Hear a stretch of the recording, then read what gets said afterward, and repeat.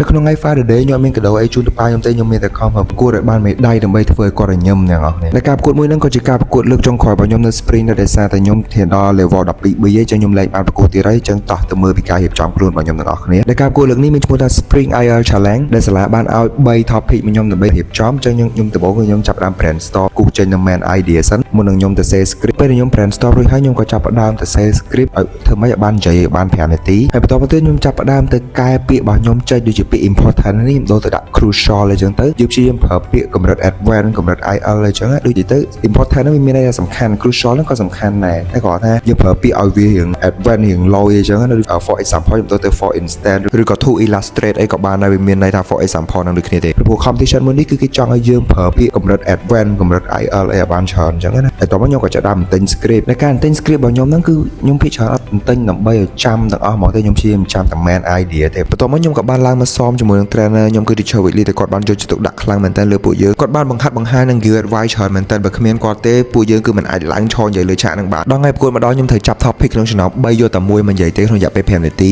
ហើយពេលនិយាយចប់ក៏មាន charge គាត់សួរសំណួរដែរដែលនៅថ្ងៃនោះមាន charge ចំនួន3រូប charge ខ្មែរ2រូបនិងបរទេស1រូបផងដែរហើយបន្ទាប់ពីចុះពីលើឆាកវិញខ្ញុំក៏បានដាក់បាយមកប្រអប់ដែលម៉ាក់ខ្ញុំបានរៀបចំឲ្យតាំងពីផឹកព្រលឹមបាទព្រោះតែអត់បានញ៉ាំនឹងកាពះខ្ញុំវាឡូឡាផ្អើលហលឡើងហ្នឹងហើយបាទហើយបន្ទាប់ពីញ៉ាំបាយរួចហើយគឺដល់ម៉ោងប្រកាសលទ្ធផលល្មមបាទខ្ញុំក៏ទទួលបានចំណាត់ថ្នាក់លេខ2 first runner up ដែលទទួលបានមេដាយប្រាក់អ្នកនរគ្នាដែលលទ្ធផលមួយនេះអាចថារៀង sad ending តិចដែរអ្នកនរគ្នាសម្រាប់ខ្ញុំដោយសារតែវាជា competition ការប្រកួតលើកចុងក្រោយបងអស់ហើយសម្រាប់ខ្ញុំអញ្ចឹងខ្ញុំចង់បាន champion លេខ1តែខ្ញុំធ្វើមិនបានធ្វើលេខ2អ្នកនរគ្នាប៉ុន្តែលទ្ធផលមួយនេះគឺសុក្រិតយុត្តិធម៌ 100% មកអ្នកនរគ្នាដោយសារតែខ្ញុំឃើញបែកខនារីដែលគាត់ទទួលបានលេខ1នោះគាត់មានសមត្ថភាពខ្ពស់ខ្លាំងមែនតើខ្ញុំទទួលស្គាល់ខ្ញុំធ្វើបានល្អតែគាត់ធ្វើបានល្អជាងខ្ញុំទៀតហើយនិយាយទៅកាលនោះគឺជួបរបស់ពិតហ្មងអ្នកនរគ្នាគាត់ស័ក្តិសមនឹងទទួលបានលទ្ធផលមួយនេះហើយនេះជាអីដែលខ្ញុំទទួលបានក្នុងចំណោមលេខ2នេះគឺខ្ញុំទទួលបានមេដាយ certificate 8រង្វាន់និងអាហារូបករណ៍សម្រាប់ term ក្រោយផងដែរហើយចំពោះមេដាយមួយនេះគឺជាមេដាយទី7របស់ខ្ញុំឯងដែលតាំងពីថ្ងៃដំបូងខ្ញុំចូលរៀននៅ Spring រហូតដល់ថ្ងៃចុងក្រោយនេះគឺខ្ញុំបានចូលរួម competition ចំនួន